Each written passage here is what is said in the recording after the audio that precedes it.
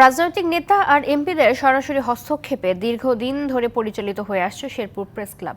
পছন্দের লোক দিয়ে কমিটি করায় বিরোধ সৃষ্টির ফলে শেরপুরের সাংবাদিকরা একাধিক গ্রুপে বিভক্ত। গেল ৮ মাসে শেরপুর প্রেস ক্লাবের কমিটি হয়েছে ৩টি। সবশেষ একটি রাজনৈতিক দল প্রেস ক্লাবের কমিটি বাতিল করে প্রেস বিজ্ঞপ্তি দিলে তা ব্যাপক সমালোচিত হয়।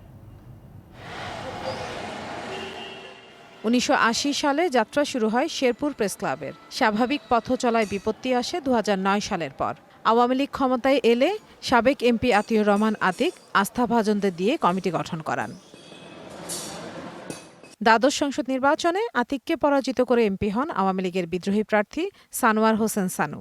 আগের সব বাদ দিয়ে তিনিও গঠন করান পছন্দের অন্তর্বর্তীকালীন কমিটি। এক পর্যায়ে শেরপুরের সাংবাদিকরা একাধিক গ্রুপে বিভক্ত হয়ে পড়েন। গেল ৮ মাসে শেরপুর প্রেস ক্লাবে কমিটি গঠন হয়েছে ৩টি।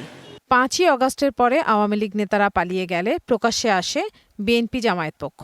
গেল ২১শে অগাস্ট ২২ সদস্যের নতুন কমিটি দেয় সাংবাদিকদের একটি পক্ষ।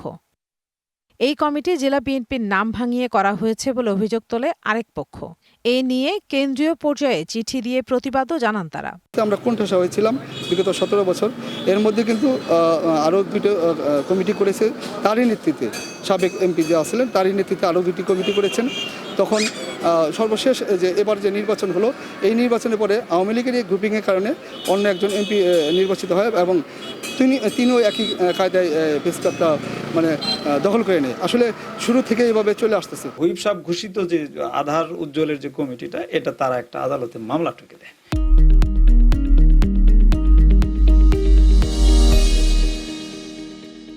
এবং এই মামলাটা চলমান অবস্থায় আছে। ২০১৬ সালের যে গঠনতন্ত্র সংশোধন করে এই যে রাজনীতিকীকরণ, এই করণটাকে যদি না হইতো তাহলে আমাদের এই অবস্থাটা হইতো না। বিষয়টি স্পষ্ট করেন শেরপুর প্রেস ক্লাবের সাধারণ সম্পাদক আদিল মাহমুদ উজ্জ্বল। বিএনপির নাম ভাঙিয়ে আরেকটি চক্র রাতের আধারে ২১শে আগস্ট সেই প্রেস ক্লাবের তালা ভেঙে সেখানে একটি নতুন কমিটি ঘোষণা করে, যেটা সম্পূর্ণ অবৈধ। এবং তারা জানায় যে বিএনপির সম্মতিক্রমে এই কমিটি গঠন করা হয়েছে।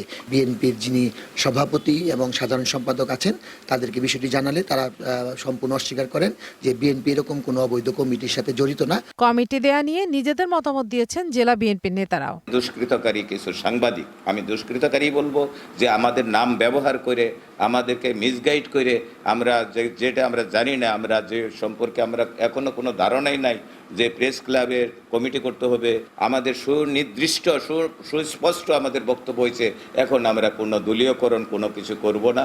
আমরা এই উদ্ভূত পরিস্থিতি আইন শৃঙ্খলা রক্ষা করা এবং সংঘর্ষ এড়ানোর স্বার্থে নিয়মের বাইরে গিয়েও আমরা প্যাডে প্রেসিডেন্ট সেক্রেটারি স্বাক্ষর করে আমরা ঘোষণা দিই যে এই কমিটির সম্পর্কে আমরা অবগত নই। সাংবাদিকদের একাধিক গ্রুপিংয়ের কারণে বর্তমানে শেরপুর প্রেস ক্লাব তালাবদ্ধ রয়েছে। DBC news desk.